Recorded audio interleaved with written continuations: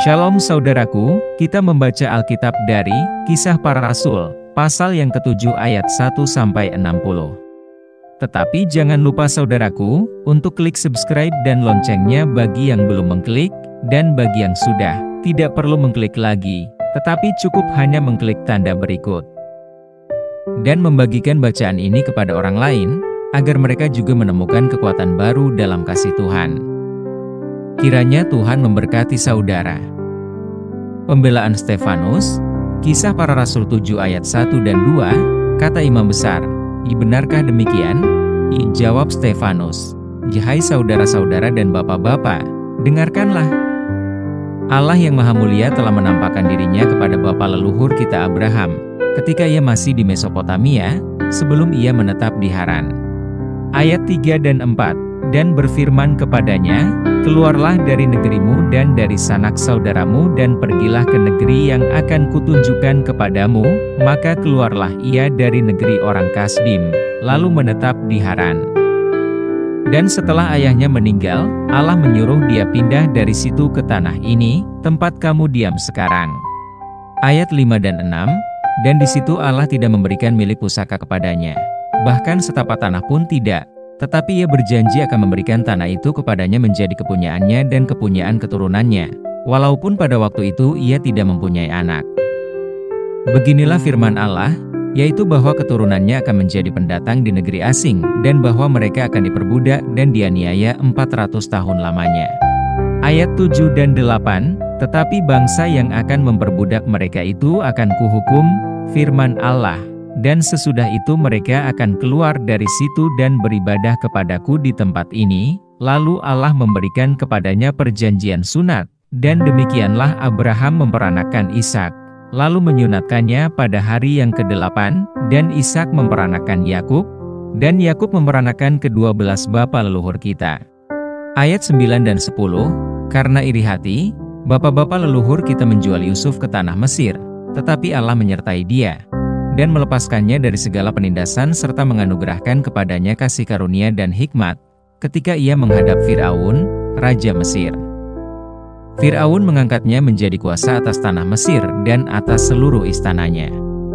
Ayat 11 dan 12, maka datanglah bahaya kelaparan menimpa seluruh tanah Mesir dan tanah Kanaan serta penderitaan yang besar, sehingga nenek moyang kita tidak mendapat makanan. Tetapi ketika Yakub mendengar bahwa di tanah Mesir ada gandum, ia menyuruh nenek moyang kita ke sana. Itulah kunjungan mereka yang pertama. Ayat 13 dan 14, pada kunjungan mereka yang kedua Yusuf memperkenalkan dirinya kepada saudara-saudaranya, lalu ketahuanlah asal-usul Yusuf kepada Firaun. Kemudian Yusuf menyuruh menjemput Yakub, ayahnya, dan semua sanak saudaranya, 75 jiwa banyaknya. Ayat 15 dan 16, lalu pergilah Yakub ke tanah Mesir. Di situ ia meninggal, ia dan nenek moyang kita. Mayat mereka dipindahkan ke Sikhem dan diletakkan di dalam kuburan yang telah dibeli Abraham dengan sejumlah uang perak dari anak-anak Hemor di Sikhem. Ayat 17 dan 18, tetapi makin dekat genapnya janji yang diberikan Allah kepada Abraham, makin bertambah banyaklah bangsa itu di Mesir, sampai bangkit seorang raja lain memerintah tanah Mesir, seorang yang tidak mengenal Yusuf. Ayat 19 dan 20, raja itu mempergunakan tipu daya terhadap bangsa kita dan menganiaya nenek moyang kita serta menyuruh membuang bayi mereka, supaya bangsa kita itu jangan berkembang. Pada waktu itulah Musa lahir dan ia elok di mata Allah. 3 bulan lamanya ia diasuh di rumah ayahnya. Ayat 21 dan 22, lalu ia dibuang. Tetapi putri Firaun memungutnya dan menyuruh mengasuhnya seperti anaknya sendiri. Dan Musa dididik dalam segala hikmat orang Mesir, dan ia berkuasa dalam perkataan dan perbuatannya. Ayat 23 dan 24, pada waktu ia berumur 40 tahun, timbullah keinginan dalam hatinya untuk mengunjungi saudara-saudaranya, yaitu orang-orang Israel. Ketika itu ia melihat seorang dianiaya oleh seorang Mesir, lalu ia menolong dan membela orang itu dengan membunuh orang Mesir itu. Ayat 25 dan 26. Pada sangkanya saudara-saudaranya akan mengerti bahwa Allah memakai dia untuk menyelamatkan mereka, tetapi mereka tidak mengerti. Pada keesokan harinya ia muncul pula ketika dua orang Israel sedang berkelahi, lalu ia berusaha mendamaikan mereka. Katanya, "Saudara-saudara, bukankah kamu ini bersaudara? Mengapakah kamu saling menganiaya?" Ayat 27 dan 28. Tetapi orang yang berbuat salah kepada temannya itu menolak Musa dan berkata, "Siapakah yang mengangkat engkau menjadi pemimpin dan hakim atas kami? Apakah engkau bermaksud membunuh aku, sama seperti kemarin engkau membunuh orang Mesir itu?" Ayat 29 dan 30. Mendengar perkataan itu, larilah Musa dan hidup sebagai pendatang di tanah Midian. Di situ ia memperanakan 2 orang anak laki-laki. Dan sesudah 40 tahun tampaklah kepadanya seorang malaikat di padang gurun gunung Sinai, di dalam nyala api yang keluar dari semak duri. Ayat 31 dan 32, Musa heran tentang penglihatan itu, dan ketika ia pergi ke situ untuk melihatnya dari dekat, datanglah suara Tuhan kepadanya, "Akulah Allah nenek moyangmu, Allah Abraham, Ishak dan Yakub." Maka gemetarlah Musa, dan ia tidak berani lagi melihatnya. Ayat 33 dan 34, lalu firman Allah kepadanya, "Tanggalkanlah kasutmu dari kakimu, sebab tempat di mana engkau berdiri itu adalah tanah yang kudus. Aku telah memperhatikan dengan sungguh kesengsaraan umatku di tanah Mesir dan aku telah mendengar keluh kesah mereka, dan aku telah turun untuk melepaskan mereka. Karena itu marilah, engkau akan kuutus ke tanah Mesir." Ayat 35 dan 36, Musa ini, yang telah mereka tolak, dengan mengatakan, "Siapakah yang mengangkat engkau menjadi pemimpin dan hakim?" Musa ini juga telah diutus oleh Allah sebagai pemimpin dan penyelamat oleh malaikat, yang telah menampakkan diri kepadanya di semak duri itu.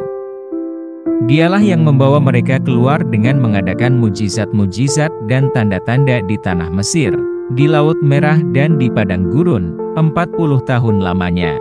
Ayat 37 dan 38, Musa ini pulalah yang berkata kepada orang Israel, "Seorang nabi seperti aku ini akan dibangkitkan Allah bagimu dari antara saudara-saudaramu."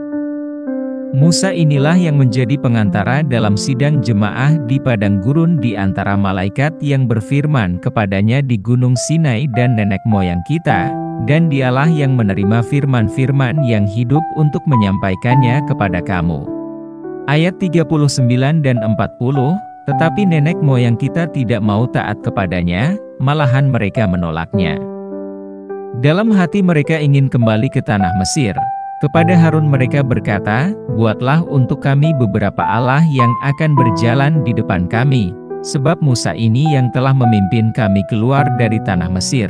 Kami tidak tahu apa yang telah terjadi dengan dia."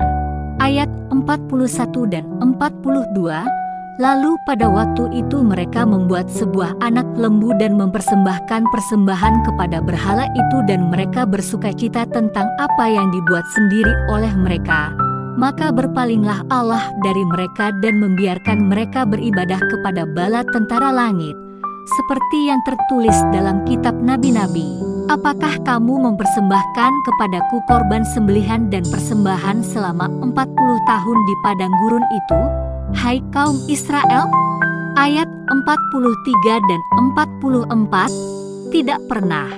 Malahan kamu mengusung kemah Moloch dan bintang dewa Refan, patung-patung yang kamu buat itu untuk disembah. Maka aku akan membawa kamu ke dalam pembuangan, sampai di seberang sana Babel." Kemah kesaksian ada pada nenek moyang kita di padang gurun, seperti yang diperintahkan Allah kepada Musa untuk membuatnya menurut contoh yang telah dilihatnya. Ayat 45 dan 46, kemah itu yang diterima nenek moyang kita dan yang dengan pimpinan Yosua dibawa masuk ke tanah ini, yaitu waktu tanah ini direbut dari bangsa-bangsa lain yang dihalau Allah dari depan nenek moyang kita, Demikianlah sampai kepada zaman Daud. Daud telah mendapat kasih karunia di hadapan Allah dan ia memohon supaya ia diperkenankan untuk mendirikan suatu tempat kediaman bagi Allah Yakub. Ayat 47 dan 48. Tetapi Salomolah yang mendirikan sebuah rumah untuk Allah. Tetapi Yang Maha Tinggi tidak diam di dalam apa yang dibuat oleh tangan manusia, seperti yang dikatakan oleh Nabi. Ayat 49 dan 50. Langit adalah tahtaku, dan bumi adalah tumpuan kakiku. Rumah apakah yang akan kamu dirikan bagiku? Demikian firman Tuhan. Tempat apakah yang akan menjadi perhentianku? Bukankah tanganku sendiri yang membuat semuanya ini? Ayat 51 dan 52. Hai orang-orang yang keras kepala dan yang tidak bersunat hati dan telinga, kamu selalu menentang Roh Kudus, sama seperti nenek moyangmu. Demikian juga kamu, siapakah dari nabi-nabi yang tidak dianiaya oleh nenek moyangmu? Bahkan mereka membunuh orang-orang yang lebih dahulu memberitakan tentang kedatangan orang benar, yang sekarang telah kamu hianati dan kamu bunuh. Ayat 53. Kamu telah menerima hukum Taurat yang disampaikan oleh malaikat-malaikat, akan tetapi kamu tidak menurutinya. Stefanus dibunuh, Saulus hadir. Kisah Para Rasul 7 ayat 54 dan 55. Ketika anggota-anggota Mahkamah Agama itu mendengar semuanya itu, sangat tertusuk hati mereka. Maka mereka menyambutnya dengan gertakan gigi. Tetapi Stefanus, yang penuh dengan Roh Kudus, menatap ke langit, lalu melihat kemuliaan Allah dan Yesus berdiri di sebelah kanan Allah. Ayat 56 dan 57, lalu katanya, sungguh, aku melihat langit terbuka dan Anak Manusia berdiri di sebelah kanan Allah. Maka berteriak-teriaklah mereka dan sambil menutup telinga serentak menyerbu dia. Ayat 58 dan 59, mereka menyeret dia keluar kota, lalu melemparinya. Dan saksi-saksi meletakkan jubah mereka di depan kaki seorang muda yang bernama Saulus. Sedang mereka melemparinya, Stefanus berdoa, katanya, dia Tuhan Yesus, terimalah rohku. Ayat 60, sambil berlutut ia berseru dengan suara nyaring, Tuhan, janganlah tanggungkan dosa ini kepada mereka. Dan dengan perkataan itu meninggallah ia. Demikian bacaan kita dari Kisah Para Rasul pasal ke-7. Yang berbahagia ialah mereka yang mendengarkan firman Allah dan yang memeliharanya.